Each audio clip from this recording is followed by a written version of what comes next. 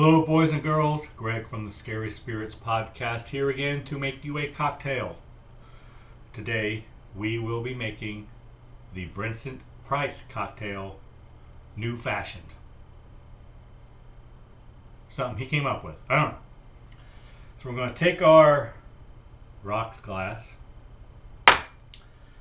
To that, we're going to add a cube of sugar. Next, we're going to add 3 dashes of bitters.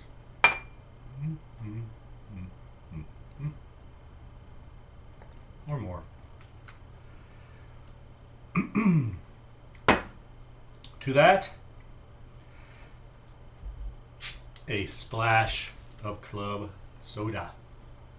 Splash.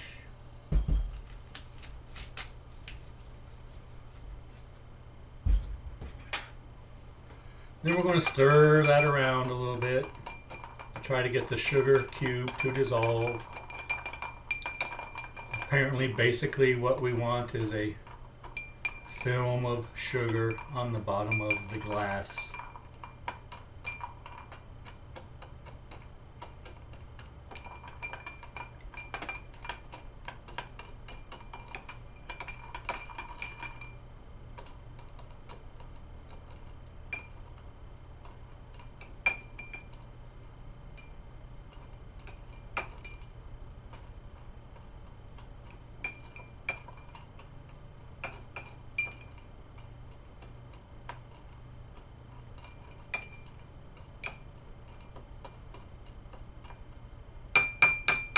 Like so.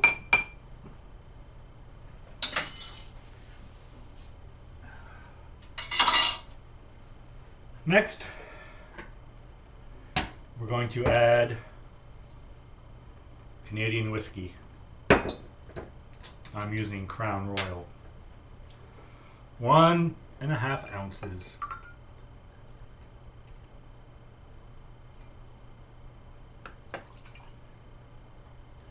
Canadian whiskey.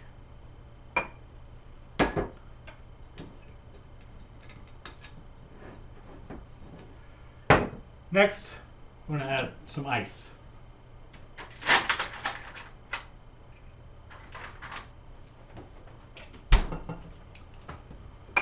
Some ice in there. Then a lemon twist. This is how they do it on the YouTube channels, boys and girls.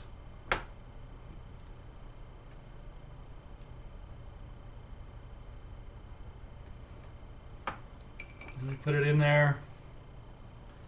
And finally, a cherry. There we have it, boys and girls. A Vincent Price, new fashioned.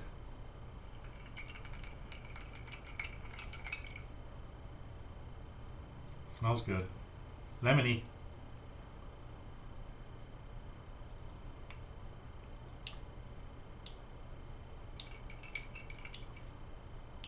Yeah. If you like whiskey, you'll like this. It's very whiskey forward.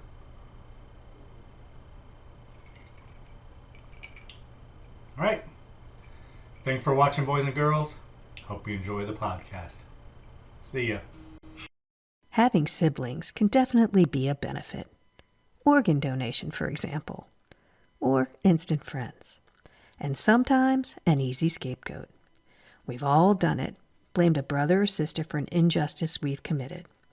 But how far would you go to let your sibling take the fall for a crime you were responsible for? As far as letting them be mutilated in a voodoo ceremony and locked in an attic bedroom for life? Like in this week's episode of the Scary Spirits podcast, The Oblong Box? Let's hope not, for your sibling's sake. Cheers to sibling rivalry. Welcome to the Scary Spirits podcast. Please be advised that the presenters may use adult language and or discuss adult situations. This podcast is not intended for younger listeners or those that may be easily offended. So, if you're ready, let's go.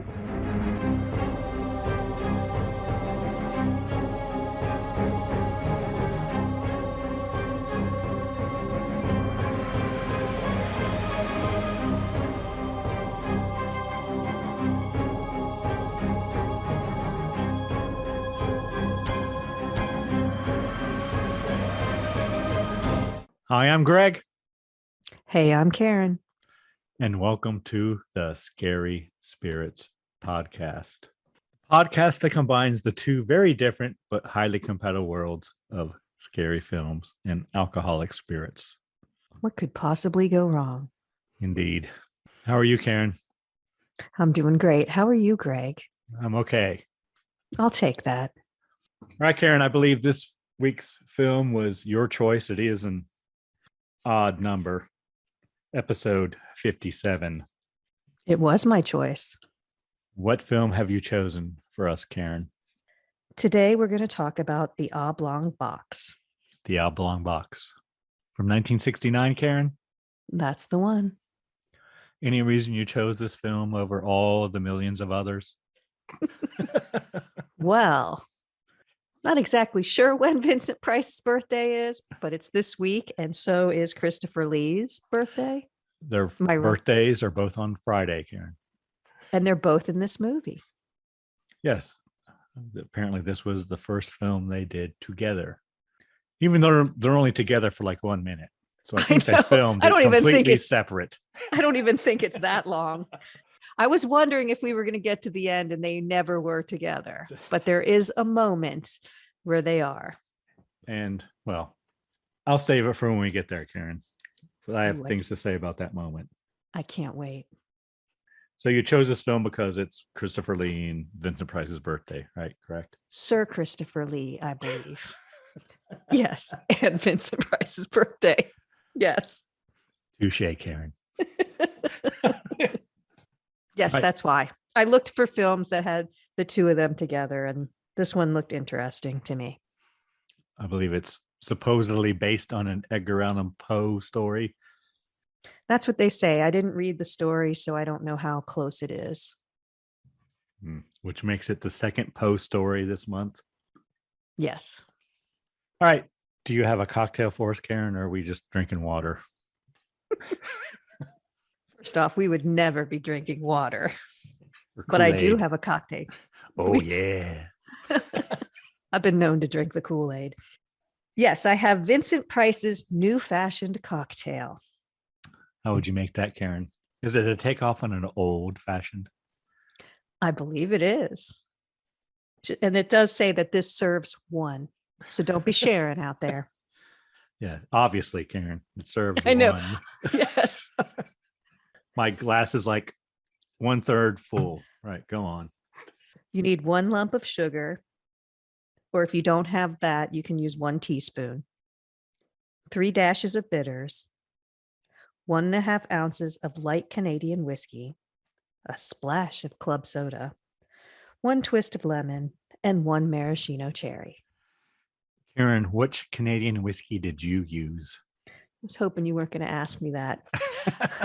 I used bourbon. I kind of cheated. God. Karen, I used Crown Royal Canadian whiskey for mine. You win. I thought we had some, but I was digging around in there in the bar and I couldn't find it. So either it's been moved, it's evaporated. This drink gets better as it sits too, I will say. Yeah. It was very bourbony when I first made it, but now it's kind of smooth. Okay, now that I've given you the ingredients and he stopped talking, let me tell you how to make it. Place the sugar in a highball glass. Add the bitters and stir with a spoon to dissolve the sugar. Add the whiskey, club soda, 2 ice cubes, the twist, and the cherry. Stir and serve. Mine didn't say stir. I never stirred mine. Well, I've been until I You just swirled it around. Obviously, we had slightly different recipes. I even watched a girl make it on YouTube today just to be sure I would, do the lemon twist correctly, Karen. Do you twist it into the glass? Because that's what I did, but she cut off the peel or whatever, and then she rubbed it around the rim of the glass. oh, I see. That's and what she I kind of did. She kind of twisted it to try to get some lemon juice in there, and then she put it in, which is what I did. But it's more about the aroma on the outside then, I think. Yes, yeah. Karen, and that's what I did on the YouTubes. Awesome. Every drink that we've had, Greg makes on the YouTube channel every week. He plays bartender. Scary Spirits podcast on YouTube. Check it out. Should we give them a minute to gather the ingredients and make their own cocktail? It's what we do. Hold on.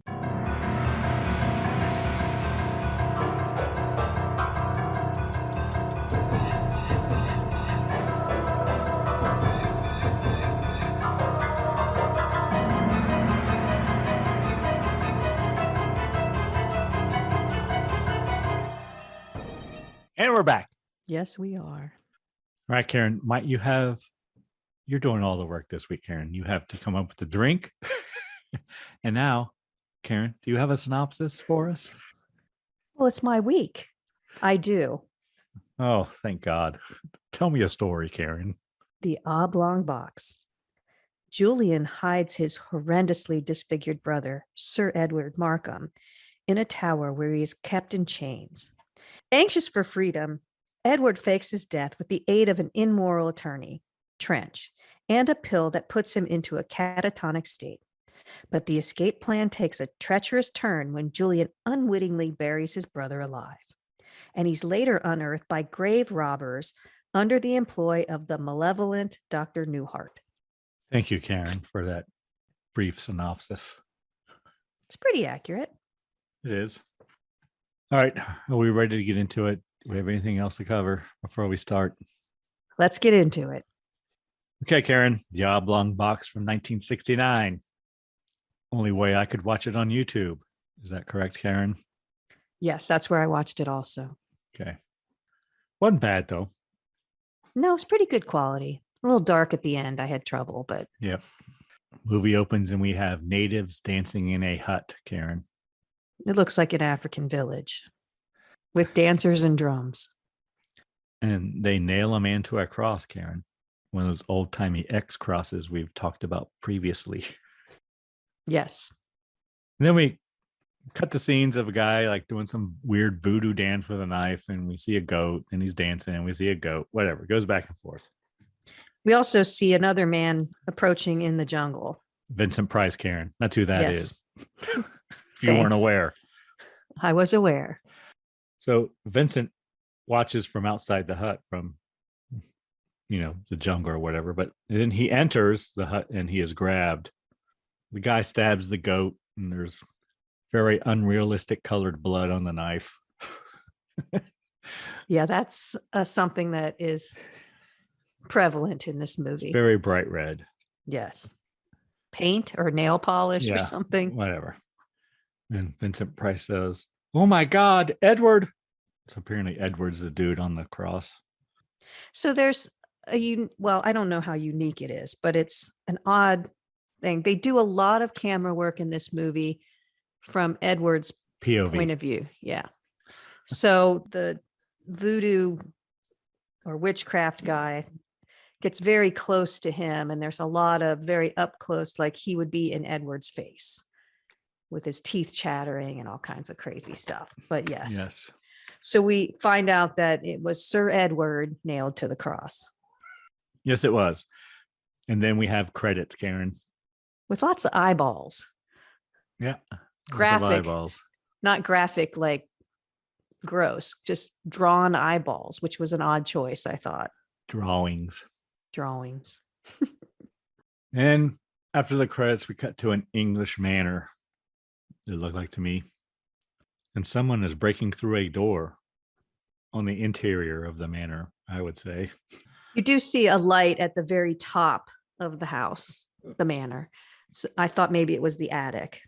And we learn it's Edward, and we have a lot of, like I said, this is where I wrote POV, point of view from Edward, because he's trying to break out of his room. They keep him locked in, and Vincent Price and the butler comes up there and they put shackles and chains on his foot. He's not behaving properly. He's used some sort of wood piece to break a hole in the door and unlock it and try to escape. So they have to rechain him up. I did notice he was wearing nice shoes. Was he, Karen? Yes. Next, we cut to I guess it's a lodging house. And the innkeeper is complaining of the stench coming from the room to the two men who arrived there. And apparently they've paid for this room for somebody. Don't know yet. He says they aren't paying him enough. But apparently the two men go to the room, and apparently there's an African in there, and they're paying him to make a potion to give to Edward so that he will sleep as if he is dead.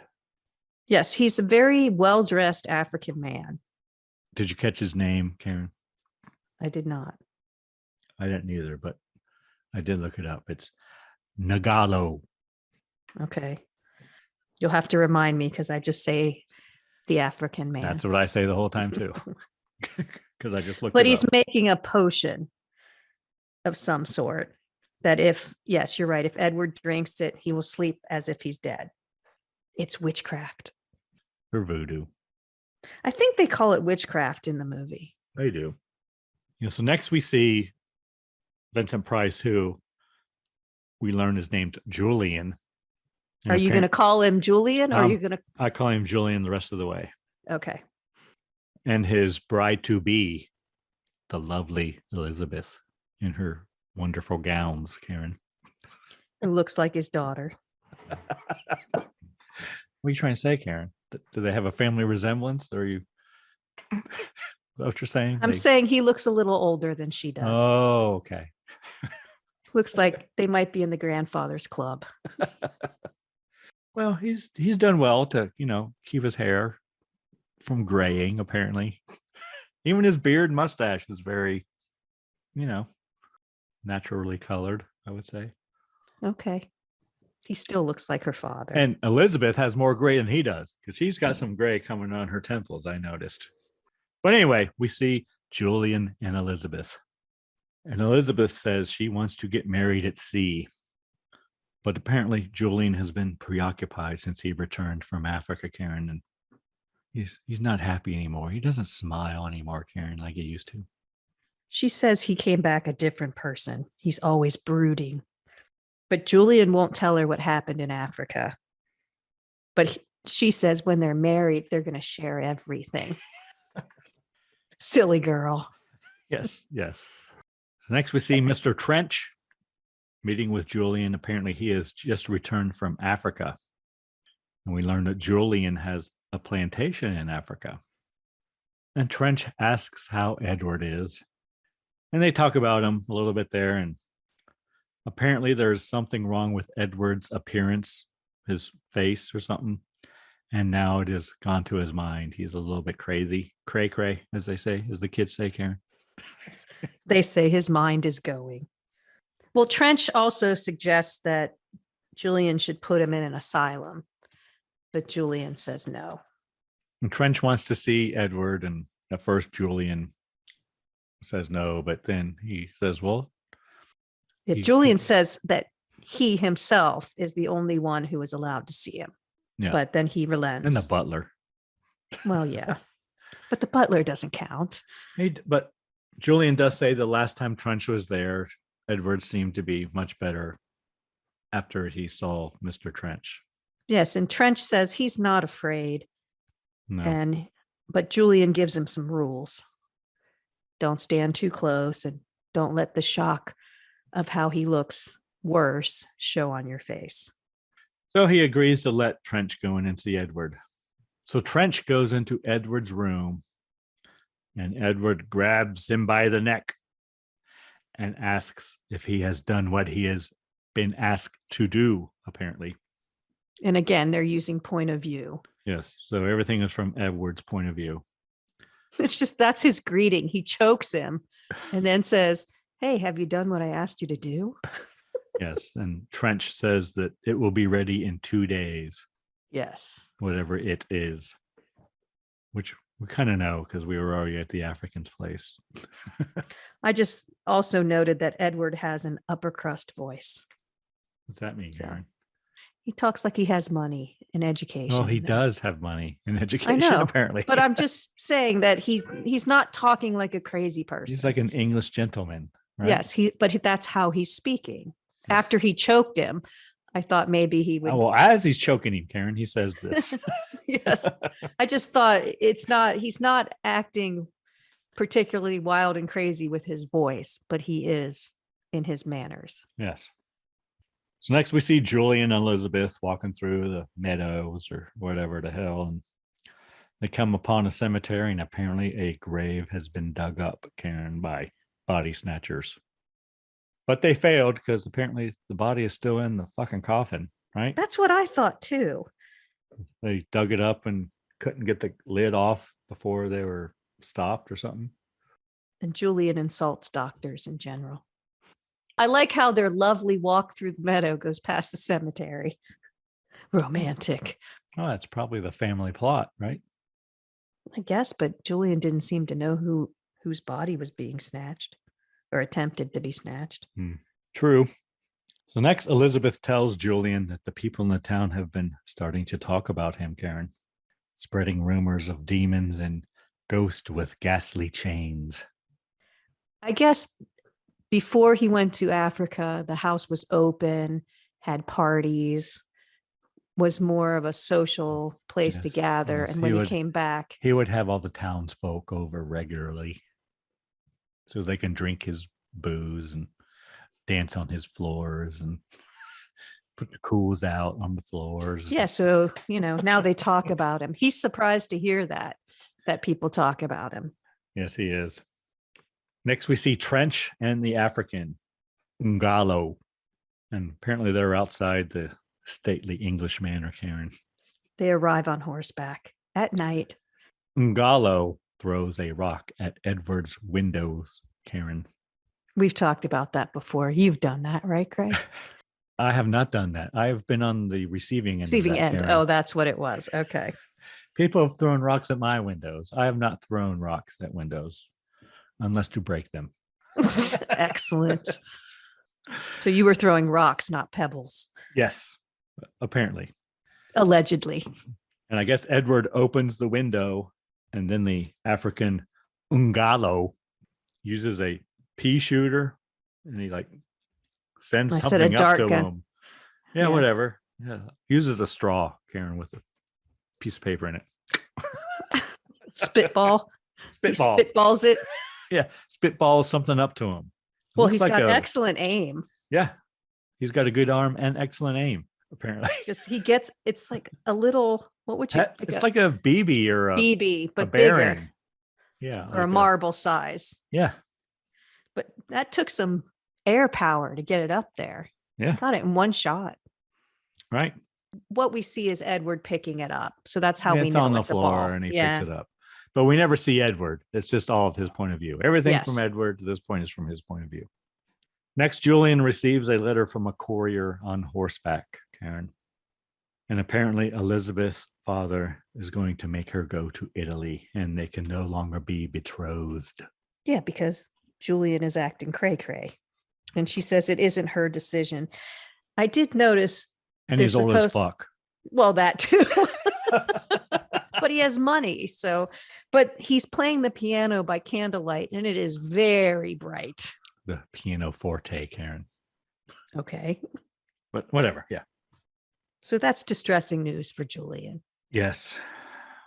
As Julian receives this letter, he asks the butler if he has given Edward his dinner yet. And he says, "No, sir, I'll do it right now." So next we see the butler comes down and to get Julian. He says, "Come with me, sir. You have to see." And they go up to Edward's room. Yeah. And apparently Edward is dead. Face down. Again, we don't see his face. And then Julian sends for Trench. Next, we see Edward hammering nails in a coffin. It's a nice coffin, though, Karen. It is. It's looks fancy. Like it's leather and got studs on it and all kinds of shit. I agree. It's a nice one. You can get me one of those. Okay, Karen. I'll make a note right here. Well, I'm way older than you. You know I'm going to go first. So Karen wants a leather coffin. Studded coffin. Leather studded. Yeah. Studded. Not a casket. I never remember what the difference is. She wants a toe pincher. Yes. Okay, I'll tell all your relatives your wishes. Okay. Assuming, you go first. So I guess Trench arrives, and Julian tells Trench he wants him to find another body to lay in state in Edward's place, because apparently that's what his family has done for generations, since they're like the the wealthy family in the town. Yeah, they're the bigwigs. They lay in state, and all the townspeople come and pay their respects. But Julian doesn't want the townspeople to see Edward's face in his whatever it is, grotesque face now, because we haven't seen it. No, we haven't. And it's kind of funny that they can just put any body there and no one will know. No one will say that doesn't look like Edward. Right. Oh, he sure has changed since Africa. But Trench doesn't want to, but Julian knows that Trench has been embezzling from him in the African plantation. So he basically threatens to go to the police unless he does what he says. So he's basically blackmailing him, whatever. Once the town has gaped at the wrong body, they'll bury Edward, who is already sealed in his coffin upstairs. So they have a plan to make it look like Edward is fine. And then Julian busts Trench for stealing 1,000 guineas from the plantation. Do you know what a guinea is? Nope. Do you want to know? Sure, Karen. What's a guinea? Is it like $1? No, that would be a pound, right? So a guinea is, I don't know. You're close. The guinea was a coin minted in Great Britain between 1663 and 1814 that contained approximately 1/4 of an ounce of gold. The name came from the Guinea region of West Africa, from where they plundered the gold, Karen? Yes, exactly. The name came from Guinea region in West Africa, from where much of the gold used to make the coins was sourced, Greg. It was sourced. Well, they plundered. Yes. It was the first English machine-struck gold coin, originally worth £1 sterling, equal to 20 shillings. But rises in the price of gold relative to silver caused the value of the guinea to increase, at times as high as 30 shillings. From 1717 to 1816, its value was officially fixed at 21 shillings. Okay. They don't use it anymore. Now it's kind of a colloquial term. Mm-hmm. But they still use it, it says, in professional fees, medical and legal, horse racing, greyhound racing, and in the sale of rams. Okay. Well, we learned Trench is a lawyer. Yes. And so basically Julian says, either you do what I tell you and I'll give you another 1,000 guineas, or I turn you into the police for embezzling 1,000 guineas from me. Right? And Trench is a little money hungry. So which road do you think he takes? Yeah, he agrees to get another body. Then they have a brandy together. Yeah, and here I made a note, Karen. They drink a lot of brandy in this movie. They do. I should have picked that for the drink. I know. I have a bottle of brandy just sitting there, going to waste, but whatever. My bad. So next, Trench goes to see Mark and the African. Ngalo. Mark. I don't know where Mark comes from, but he's there. Whatever. He's Trench's probably apprentice or something. Yeah. So Trench tells Mark what Julian wants them to do. Well, first Mark says, when are we going to go rescue Sir Edward? Yes. And Trench just basically says, we don't. He's already nailed in his coffin upstairs. There's nothing we can do. Yep. Too bad, so sad. But Trench says perhaps Ngalo can help them further, Karen. And I thought they were going to kill somebody or something. Well, Mark's upset because Edward is still alive. And then I wrote, Mark's hours are numbered. I thought they were going to kill him because he was conveniently right there. But that's not what they do. Next, we cut to a scene and we see a sign that says J. Neuhardt, surgeon. And we learn that's Christopher Lee. And apparently he needs a body as well, Karen. So he's talking to a grave robber. Get him a body. For research. Yes, research. He's a surgeon. That makes it all better, doesn't it, Karen? No, it doesn't. But you should say why he wants the body. He just doesn't want a body. Research. Yes. Knowledge. Okay. Next, I have Trench comes to pay the innkeeper where Ngalo is staying. But he wants to do it in Ngalo's room, Karen. He shakes the money bag and the guy follows. So while they're in there, Ngalo shoots him in the back of a neck with a dart using his pea shooter. Again, excellent aim. And he gone. In slow motion. It took him a while. Yeah, he stumbles toward Ngalo and starts to strangle him, but yeah, he drops at the end. And Trench and Ngalo carry the innkeeper out to a carriage that Mark brings. He's out there waiting for him. The next thing I have, Karen, is Hooker. Yeah, she wants to talk to the landlord. This lady of the evening wants to speak with the landlord, and they say he's unavailable. And she said he's always available for her. And they give her a coin and she leaves because they're dragging him out like he's had one too many drinks. Yes. So they take the body of the innkeeper to Julian.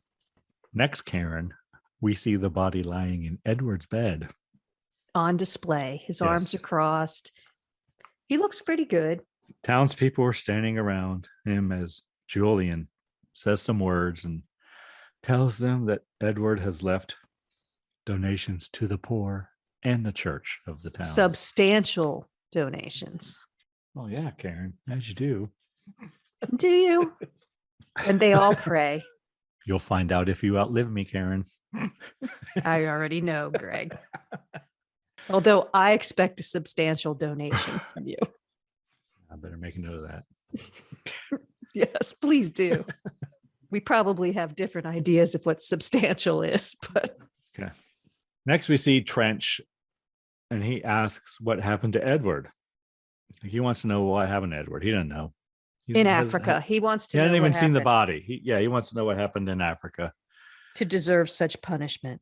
Yes, and Julian says it is retribution for the sins they committed in Africa, plundering their land. He says they're still stealing their wealth. Right. Next, we see Trench and Mark throwing the body off the bridge. Into it looked like a creek. Yeah, it wasn't much of a waterway. No.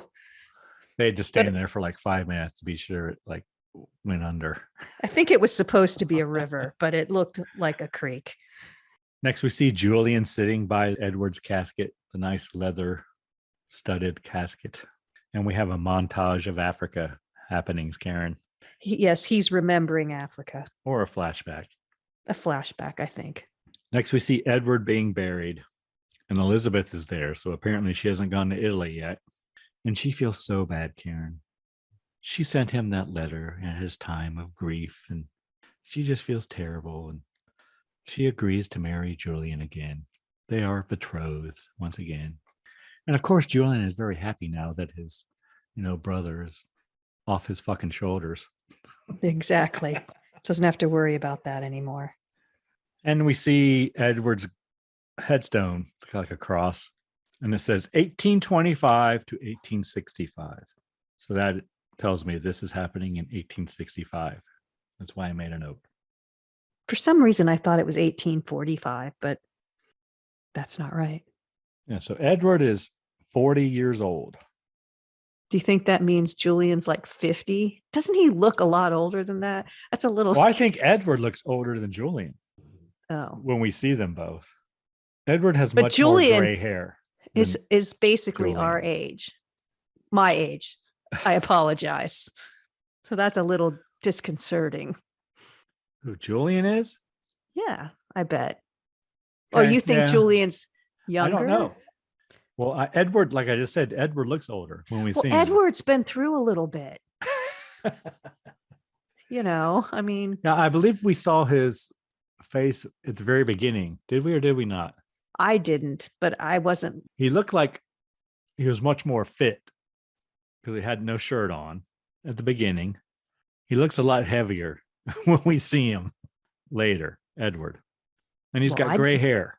And he looked young and looked like he had blonde hair, I think. He looked more like fucking Mark. In the beginning, when they're putting him on the cross, I thought. But whatever. I'd have a body double if they were nailing me to a cross too.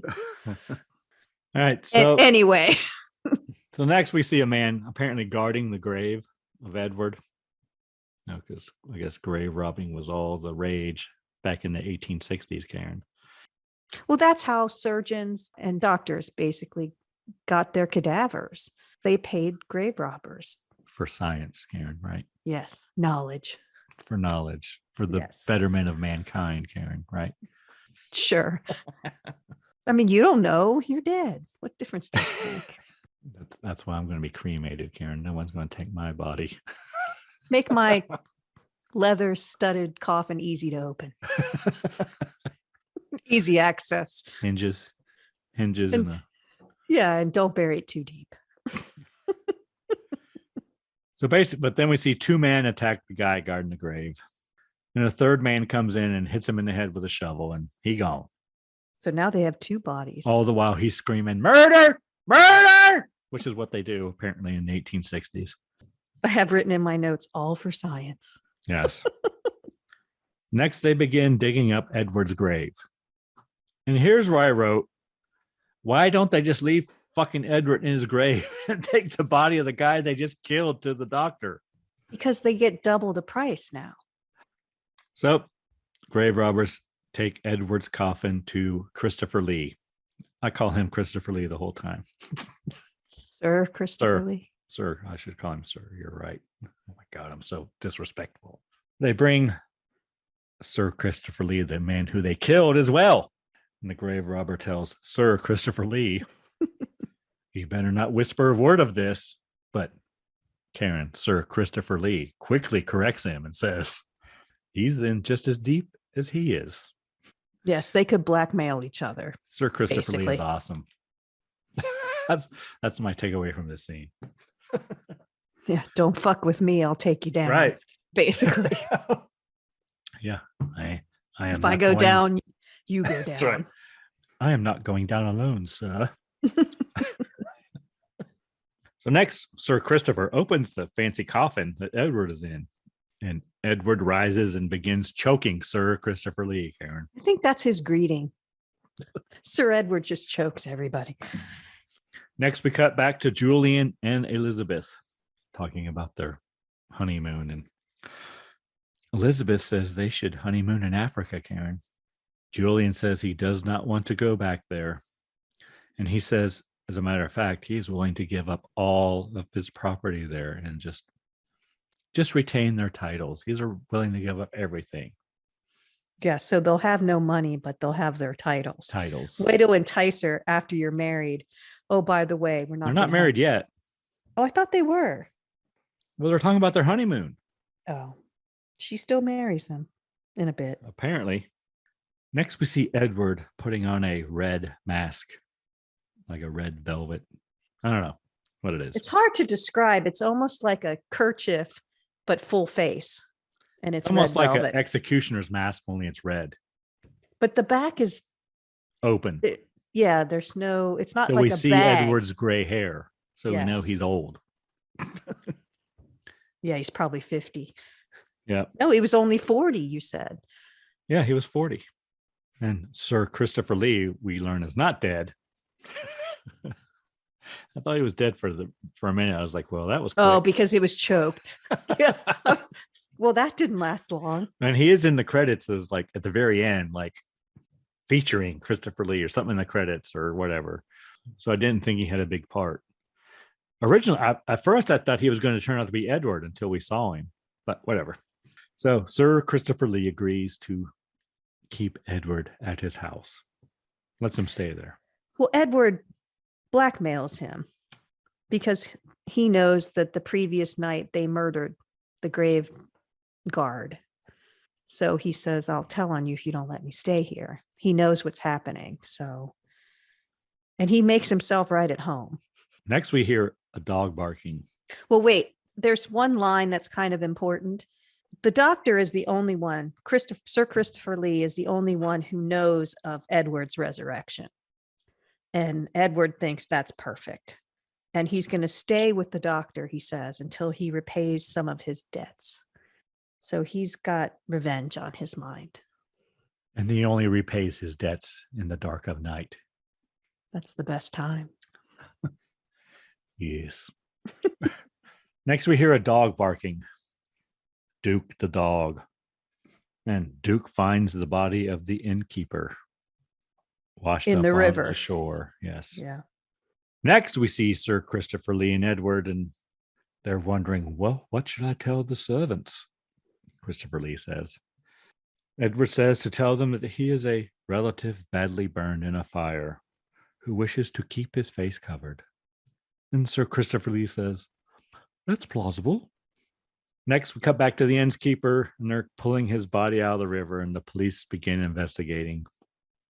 They say the innkeeper died of natural causes and was either pushed or fell into the water. He did not drown. Next, we see Edward and Sir Christopher Lee having dinner, Karen, being served by the lovely Sally. With a very 1960s hairdo. And Edward remarks that the maid is a beautiful girl. And she hears this as she's leaving the room, and she gets all a flutter. Like, yeah, she's instantly smitten because someone said she was pretty. And he seems like such an English gentleman. Next, we see Trench and Mark. And Trench pays Mark for his share, yes. His share. And Mark says he's leaving England.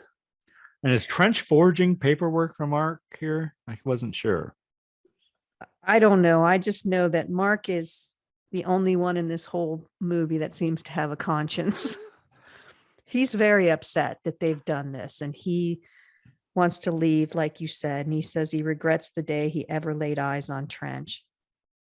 So Mark takes a coach to Dover, and it's driving along, and Mark falls asleep, and the coach stops.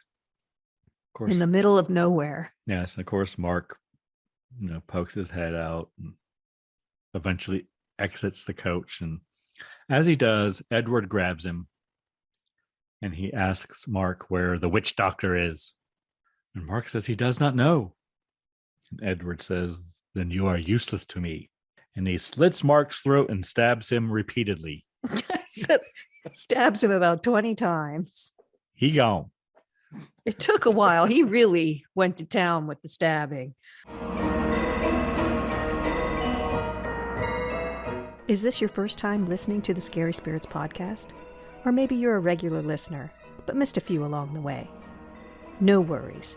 Not only can you find every episode on our website, scaryspirits.com, but you'll also get to enjoy awesome show notes too. I just want to say we really appreciate your support. Now let's get back to the show.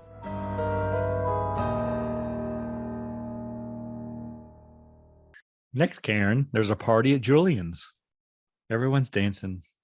The house is open. All the townsfolk are come to drink Julian's brandy spirits and dance on his floor and put their cools out on the carpet and whatever. Is this fancy? Is that why they have cools instead of Marlboro lights? Yes, it's fancy that way. But we see Edward arrive, and he retrieves a couple bags of money he had apparently previously hidden under a stone tile on the patio. I thought that was clever. But as Elizabeth is dancing, she sees Edward through the window, and she is startled, Karen. As you would be. Yes. Julian sends the servants out to find the prowler. The man in the crimson hood. It sounds like a title of a story. Julian convinces everyone else to stay at the party. They will be safe. Dance, everyone. Dance. Dance. And he makes a toast to his lovely bride, Elizabeth. So is this like part of their wedding, or they're already married, or are they still engaged? No, they're married at confused. This point. Yeah, I was at first, but what does he say? His bride or something, that they're married now. Yeah, he does talk to a painter while they're at the party and says he wants him to paint a portrait of his bride, Elizabeth, in her lovely gown and dresses, Karen. Next, we see Sir Christopher Lee working on a female body, I wrote. Cutting up a body. Edward comes in and gives Sir Christopher a bag of money.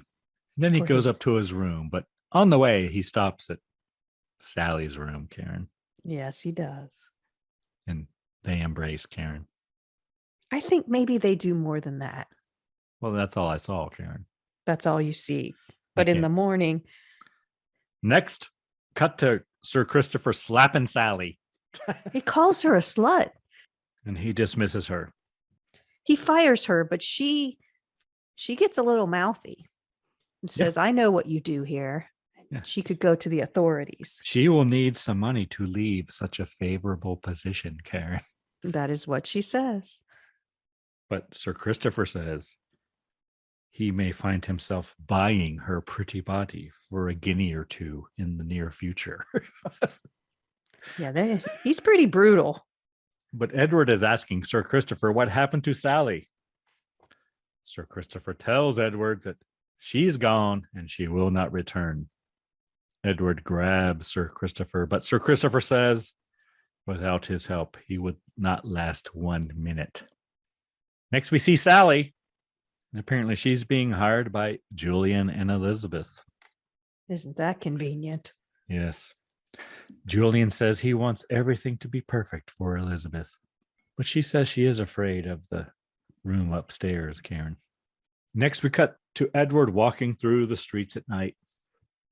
I think he's in the seedy part of town. You think, Karen? I think so. He's propositioned by a prostitute on the street, and a couple men grab him and insist that he has a drink with them. And we go into a bar, and there's a girl dancing on a table.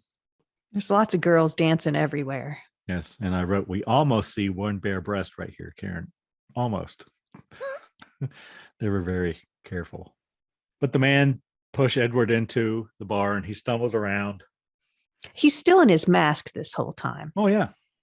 And he's just like stumbling around, being pushed from one to another. It's pretty chaotic, I would say. Eventually, he runs into a girl, and he asks if she is Sally. And she says she can be if he wants her to. It's weird that they just kind of drag him into this bar. Yeah, and he can't get away from these two dudes. I know. And there's debauchery everywhere. I mean, he doesn't have any problem slitting everyone else's throat. Why didn't he I slit know. theirs? It was strange that they just kind of pull him in there. And this scene goes on for a very long time with the girls dancing and kissing. And there's, like debauchery I said, in the bar, basically. Yes, that's, yeah. And this is only the first scene of the bar. There's more to the later. Yes. But this girl takes Edward upstairs. When they get up there, he rips off the top of her dress, and we see one bare breast, Karen. That was a surprise. I wasn't expecting bare breasts in this movie. Then we cut back to the bar, and there is dancing and debauchery, I wrote. She tells him he's going to have to pay extra because he ripped her dress. Yes. Cut back to the room with Edward and the girl. And she is getting dressed now, and we see the same bare breast, Karen. Exact same one in the mirror. And Edward pays her and includes some extra for the dress. Next, a man comes in the room and says he is the woman's husband. And they demand more money from Edward. Yeah, they try to shake him down. They know Edward has something to hide because he's wearing a fucking mask, obviously. And then she knows he has gold coins, bags of gold coins, right? Or guineas. So they demand more money from Edward. Edward hits the man over the head with a vase, Karen. Yeah, they fight for a little bit. The woman blocks the door and says that Edward will not get out until she sees his face. She rips his mask off and she screams. And then Edward slits her throat, Karen. Again, we're seeing it all from his point of view at this point. Yep, she gone. Edward runs out and he's pushed around in the bar again, but he eventually gets out. They taunt him too. They do. About why he's wearing a mask. And the men chase him, but he jumps on a horse and leaves. And in his wake, there's a bar fight. It's an unnecessary bar fight. Unnecessary bar fight, yeah. That everybody just starts fighting. Everyone. Then the man comes down from the upstairs yelling, "Murder! Murder!" like they do in 1860s, apparently. And he's bleeding from his head. He's bleeding pretty good. A very unnatural blood color, but yeah, very bright red. Next, the police arrive to look at the body of the woman. And they are told that she was killed by the man in the crimson hood. The police are investigating. And they question the man who tried to shake down Edward. And they know that's what he was doing, because apparently they're familiar with his tactics. They know his work. Yeah, he's done this before, I think. But they do find Edward's cloak with blood on it. And they examine it, and it has the initials JN sewn into it. I thought it was JM, like Julian, his brother. JN. Yeah, I realized that Neuhardt. later. J. Neuhardt, surgeon. And they do find the tailor's tag as well. So they go to the tailor. We have a little scene of them going in to see the tailor. The police. Very quick, yeah. Then we see the police arriving at Sir Christopher Lee's house. He says he is a Crown officer from London. Sir Christopher Lee tells the police that it is his cloak. Like, Well, they come in and they say it has the blood of a tart in London who got her throat cut. Yeah, that's what happened. It is. But Sir Christopher Lee tells the police that it's his cloak, but he has an alibi for the previous evening. He says he must have lost the cloak. And the policeman asks where, and Sir Christopher says, well, if I knew, I wouldn't have lost it, would I?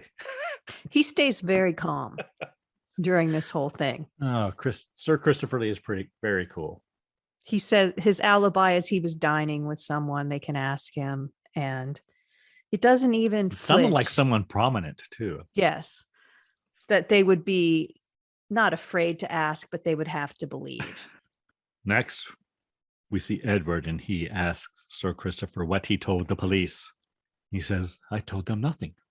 Next, we see Julian visiting the painter he is going to commission to make a portrait of Elizabeth. And I didn't put it together, but until right now. But You didn't? No. But apparently the painter is the man who owns the dog who found the body of the innkeeper in the river. Yes. Because Julian sees a sketch of him hanging on the wall. Yes. So it's a sketch of the innkeeper who he used for Edward's body double. Correct. And Julian asks if he can buy it. And the painter says, you can have it. I don't care. It's just a sketch.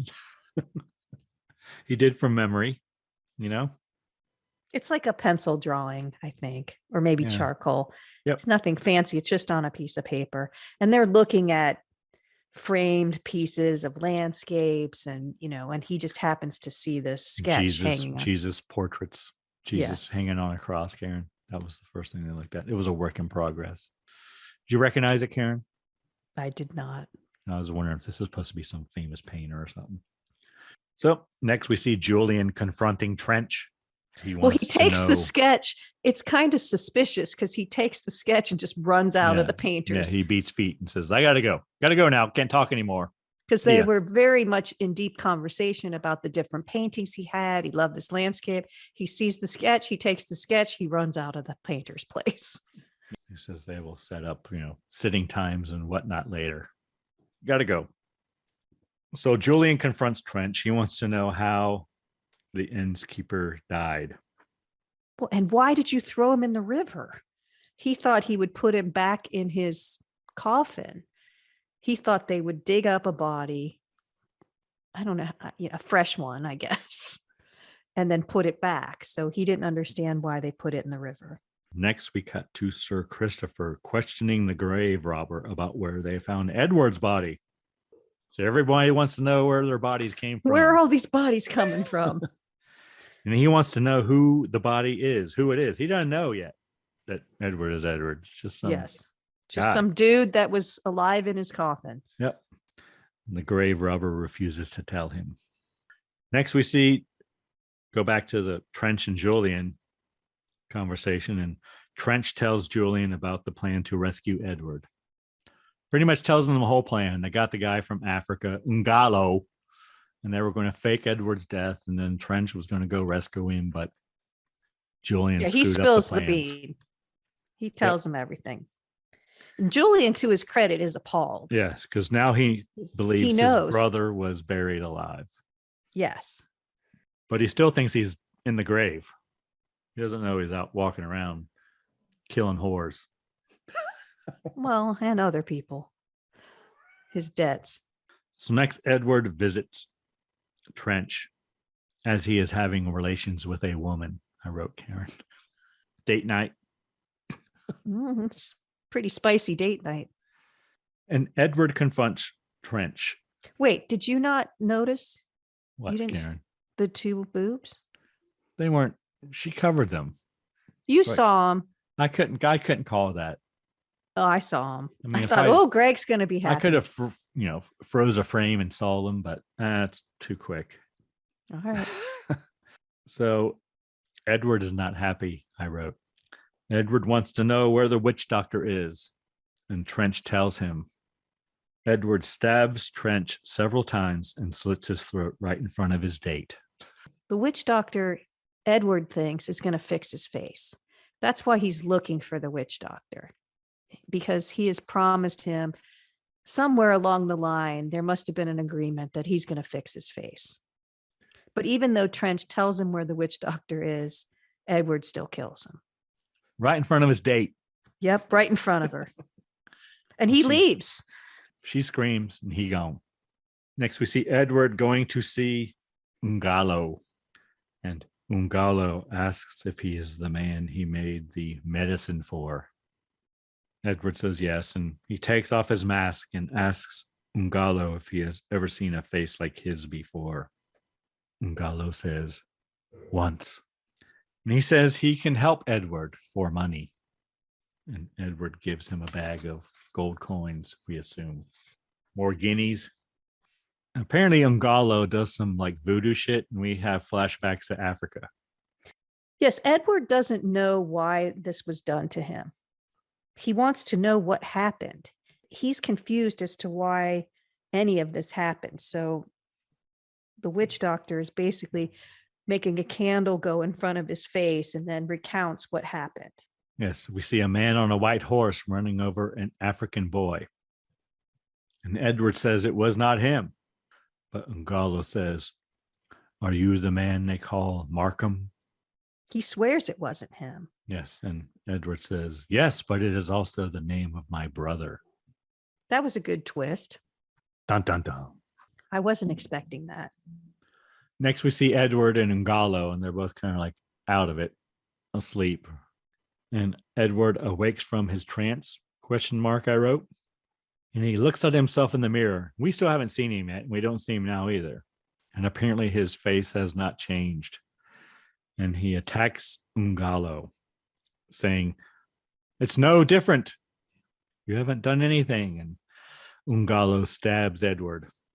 But Edward throws a hot kettle of liquid on his face. I think it's a cauldron because he's a witch doctor. Grabs Full a of cauldron. It's black goo. It's a black cauldron. He grabs from the fireplace and throws it on Ungalo. Yeah, the stuff that comes out of the cauldron is a black goo. Not tar, but it kind of resembles that. But Edward is stabbed. Yeah, but Edward goes back to Sir Christopher Lee, the doctor, or surgeon, I guess is what he is, and asks him to help him. He says, give me something to keep me alive through the night. I think he has revenge on his mind. He just wants to live until he gets his revenge, Karen. Well, he now knows his brother committed the crime that he's been paying for. He's pissed. Next, we see Julian and Elizabeth having tea with Sally. Sally is serving them. She's not having tea with them. No, she's not. And Julian is reading the paper. Is that what he's doing? Yes. And they talk of the man in the crimson hood.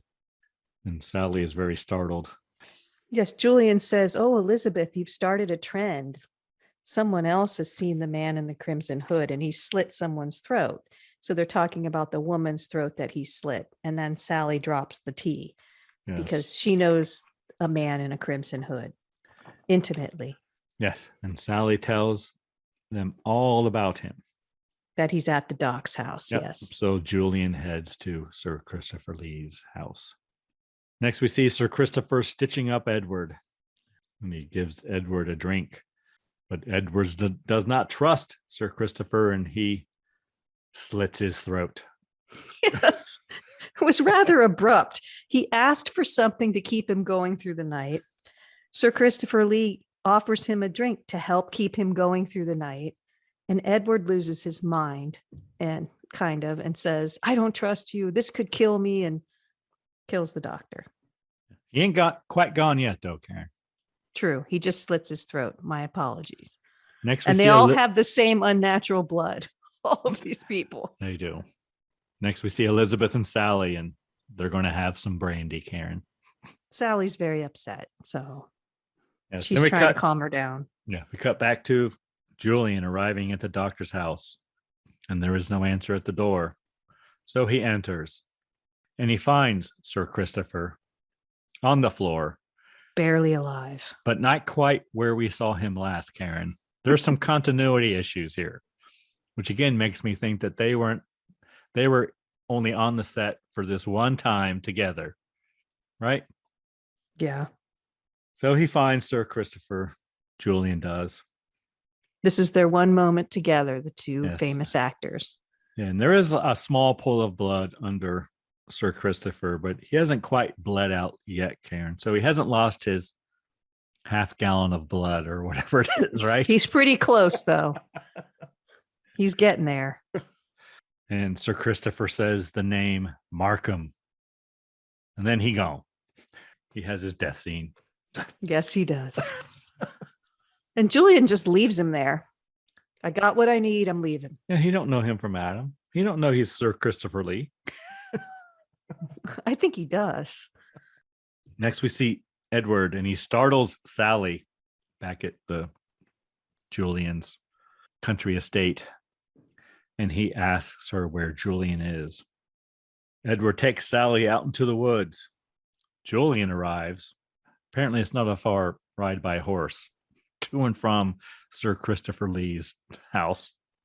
Doesn't seem to be. And he grabs his shotgun and goes after Edward. He tells Elizabeth that it is Edward in the Crimson Hood and that she should stay where she is. Stay there. Stay inside. That's all you got to do. But does Elizabeth listen? Elizabeth follows Julian out into the woods. Is the next thing she runs up, but she hears Sally scream, so she runs once out. Again in a lovely dress. Next, we see Sally, and she rips Edward's mask off, and we see his face for the first time. Although it's very dark. It's very dark, but it looks a little like the Phantom of the Opera face, don't you think? Yes, it does. We're in the nighttime in the woods, and we see his face. It is very Phantom of the Opera like. And Julian arrives. Edward asks Julian why, and Julian says it was an accident. The natives it didn't seem like an accident in the memory montage. It looked like he went after and ran over the kid on purpose. He says it was an accident. He says the natives wanted a Markham to have their revenge. Julian says it should have been him, but there was nothing he could do. They took the wrong Markham. Sorry, nothing I could do. It's too late. By the time I found you, it was too late. My bad. Yep. But Edward says, it's not too late now, Julian. Let them have both of us. And Edward rushes Julian, and Julian shoots Edward with the shotgun, Karen. Julian goes to console Edward as he's dying, and Edward bites Julian on the hand. That was a pretty good shot. You could really tell he bit him. There was no question. It was very dark, so you couldn't always see what was going on, but they definitely let you see that he bit him. Next, we cut to Ungalo, and he's at Edward's grave. And we see Edward alive in his casket, question mark, I wrote. That's what I was very confused. So he's still under the voodoo spell? Because the witch doctor's calling to him, and he's alive in the coffin. Buried casket. Alive. Yes, but he made the grave guard leave, or did he kill him? I don't know. No, he just has someone just shows him to where it is, and he just stands there. But he starts see chanting. Edward alive in his casket. Yeah, it's bizarre. Because then we have from another that scene. Flashback to Africa, Karen. There is a flashback to Africa. So he's showing Edward what happened, I guess, somehow. I don't know, but it's already seen it. He's already seen it. He lived it. No, Edward didn't. Julian did. In Africa? Yeah, Julian's the one that ran over the kid. Yeah. But he's basically showing him the same thing he showed him earlier. That's true. He did show him that earlier. The man on the white horse. Yes. Running over the kid, right? Yes. Yeah. So we see that same thing again for the third time this Yes. movie now. Next, we cut to the stately English manor, and Elizabeth is looking for Julian in a wonderful gown, Karen. There was a big wardrobe budget. She finds him in Edward's room looking out the window. So his back is turned, right? Yeah, and the bite is infected. They show you that it's pretty gross on his hand. He's rubbing it, yeah. And she asks Julian, "This is Edward's room, isn't it?" And Julian says, "No, Elizabeth." And he turns to face her. And now we see half of his face is scarred and disfigured. He says, "This is my room." It's my room now. Credits, Karen. Well, she gets big eyes. Yes. She's very frightened, and then credits. Credits. The end. This is a bizarre kind of take on this, but when the witch doctor was at the grave and chanting, and we saw that he was alive in the casket, I thought what had happened when Edward bit Julian is that they had somehow switched. So Edward was going to take over Julian's life, with Elizabeth, and Julian was now in the grave. And that's why, like somehow they had switched with the witch doctors chanting and things. I thought that would have been better. Because then Edward gets Julian's life, since Julian took away Edward's life. Do you know what I mean? Yeah. That was the ending that I thought was going to happen. That was the ending you wanted, Karen. That's how I would have wrote it. Well, we'll let Mr. Poe know. Yes, I'm sure he's very interested. Although I've read that it pays little resemblance to, there's the theme of Buried Alive and the Crimson Masked Man, but that's about all that they take from the Poe story. Did you read this Poe story, Karen? I did not. Oh. Did not have time to do that. Okay. I know, it's disappointment. All right. Anything you were really surprised by or pleasantly surprised by or enjoyed in this film, Karen? There were some parts of it that I didn't see coming. Some twists. I didn't think that Julian was actually the one who ran over the young man, the young boy. I agree. That I truly didn't even think that was true until they showed me that was true. So I think it was, I don't know who played the man in the crimson mask, but you never got to see his real face. Did they credit him? Yeah, he's credited. But you never really see him. It could have been anybody. Yeah, he's Alistair Williamson. I thought he did a good job. So apparently the guy who plays Edward, his real voice is never heard. It was overdubbed by another actor. I wonder why that is. Oh, it's weird, isn't it? Interesting. I knew nothing about this movie. I was entertained. What about you? Did you like anything? That was okay. I like anything with Sir Christopher Lee, Karen. He was pretty badass in that role. He was. He didn't take shit from anybody. He's very thin, though. I was worried about him. Of course, I like Sir Christopher. I like the twist. The whole Markham thing. I thought the wardrobe was fantastic for Miss Elizabeth. Did you like Miss Elizabeth? I thought it was well shot. Yeah, I think I liked all the point of view stuff. I don't know if that was new, or something they were trying, or if it was a fad at the time, but we haven't seen it in many other movies. And we've watched quite a few movies from this. I don't believe it comes back until like Friday the 13th or something, where you see everything through the eyes of the killer, right? Yeah, I agree. I thought that was interesting approach. I did recognize the name Trench, but I don't think you did. I did not. And it may have nothing to do with it, but I mean, there was a movie about grave robbers, and it involved the name Trench. I thought it was well acted. I agree. I think it was too. I mean, everyone was really good, even Sally. I agree. I think Trench made you know he was a slime ball, and Mark was kind of the innocent, drawn into it. Elizabeth was a beautiful young woman In lovely gowns, in lovely gowns. dresses. Julian was not quite tortured enough, I don't think, but he was brooding and sad. I thought it was good. Yeah, I agree. Having never heard of it, I was pleasantly surprised by the whole thing, really. Yeah. Because I had no idea what it was. Exactly. I mean, it's not on Amazon Prime, but so you can only watch it on YouTube, right? But yeah, it was fine. I wasn't mad. No, and I didn't have any expectations going into it, which you can have if you're going to watch Dracula or The Bride of Frankenstein or something. You have a certain level of expectation. This one, I knew nothing about it. So it was kind of... But you kind of have to have a level expectation if you know that Vincent Price and Sir Christopher Lee are in it. True, but I had no idea how much they were in it. Okay. I think that leads me to really the only thing I was disappointed in is they weren't together on screen very much. But they didn't really need to be either. No, they didn't. Absolutely not. But it would have been nice to see it just because. All right. So moving on to disappointed in. That's what I just told you. I know. Disappointed in that.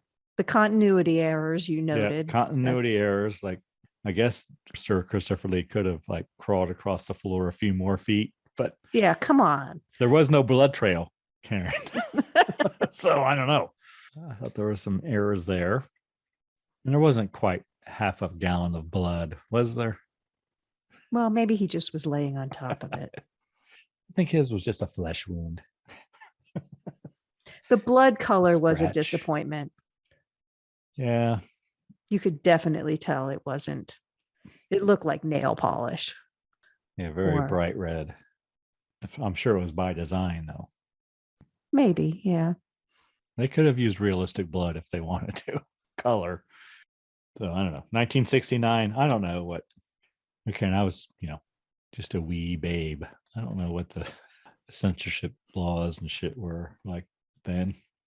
Maybe if it was too realistic, they would have made them cut it out. I don't know. Maybe. Yeah. It is a little disappointing to see it now. Did see a dead goat in the beginning. But it had the same unrealistic blood. Yes, it did. Exact same color blood. Anything else disappointed in? Not really. I think I'd just say if you haven't seen this, it's worth watching. I don't necessarily think I'd search it out, but if you're looking for something different or if you're going down the YouTube wormhole, this would be all right. Yeah, this coming Friday, if you want to celebrate Christopher Lee and Vincent Price's birthdays, this is not a bad choice to celebrate. It's a twofer. You don't have to watch two movies. You get, you can watch the one and toast to both of them. And it said this was the first film they starred in together. Do you know, Karen, what others they starred in? No, I didn't I didn't. Just asking. No, I don't. Actually, what I did was I looked up Vincent Price movies, and then I came across this one that had both of them in it. And I thought, oh, this is perfect because I liked the storyline, and it was a bonus that they were both in it. They are definitely fun to watch. All right. Anything else you were disappointed in? Not really. The bar scene could have been a lot shorter. Yes, that was a little bit over the top. Gratuitous. Yes. Like, why is this taking so long? All right, anything else? No, I think it's a pretty solid movie. I do too. What kind of cocktail rating are we giving this film? I think it's solid 3. 3 cocktails. Do you agree? I can go with that. I try to be as agreeable as possible, Karen. Really? Do you? Yes. All right. Comments on the new fashioned cocktail? It's good. I don't know that I'll be having it again, but it's pleasant enough. It's very whiskey. Yeah. if you like old fashions, I think you probably like it. It's just a little bit of a twist on it. Anything we learned today? That Sir Christopher Lee is cool. Everybody knows that, Karen. We didn't learn that. That's true. That's common knowledge. We learned about the guinea. Yeah, the guinea.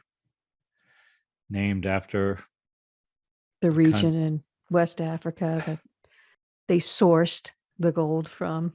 They plundered. Yes. Stole. Anything else we learned? I don't know. I don't think so. Not much schooling in this one. No. There's not a lot of room for sequels so much. I mean, I guess you could do one. I would have rewritten it. I would have had a creepier ending. I would have had Julian alive in the casket and Edward having Julian's new face with his new bride and his new life. The lovely Miss Elizabeth. Yes, with all of her gowns. Nothing else we learned? No, I don't think so. Well, it's by Poe, even though very little. I mean, we learned that doctors had grave robbers, and that's how they got their cadavers to experiment on. But I think people pretty much know that. All right. Anything else? No, like I said, it's worth a watch. All right. Next episode.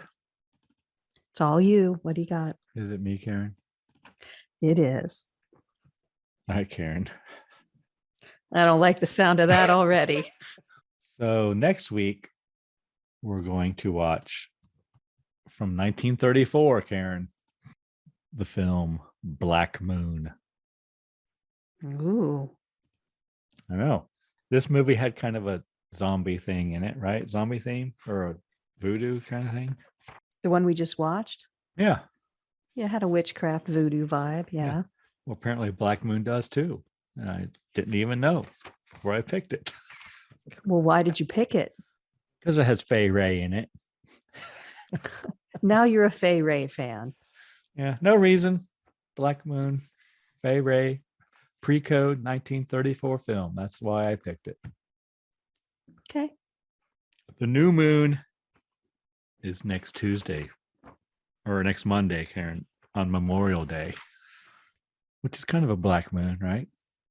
Yeah, it is. And this next episode will come out Wednesday following the new moon. 2 days after the new moon. If that's what you want to tie it to, I'm okay with that. Okay, I'm fine with that. Greg, do you have a cocktail? I do, Karen. What is it? It's called the Voodoo Sunrise. Ooh. Is there tequila in it? Nope. Okay. We're going to need grenadine, vodka, white rum, and orange juice. Okay. Easy peasy. Yep, I think I have all that. Unless someone drinks my orange juice. Karen, anyone you need to thank this week? I'm going to thank all our listeners. Thank you so much for listening and spending time with us. We really do appreciate it. What about you, Greg? Well, I also want to thank our listeners, especially those who listened to our new show, Wicked Ramblings, where we did the ghost hunting interview with your wonderful nephew, Jacob. Yeah, if you haven't heard it, go back and find it. We had a lot of fun doing that. If ghost hunting is on your to-do list, if it's on your bucket list, give it a listen. And even if it's not, it's still pretty funny. It's a good episode. I enjoyed it. It's very informative. So if you want to go to school, ghost hunting school, check it out. Thank you to those of you who have listened to that new show of ours, which we're going to do like monthly, I think. Right, Karen? That's the plan. And thank you to Verse 13 for letting us use their music in the podcast, Karen. The music makes the podcast better. It absolutely does. Anything else, Karen? Please drink responsibly.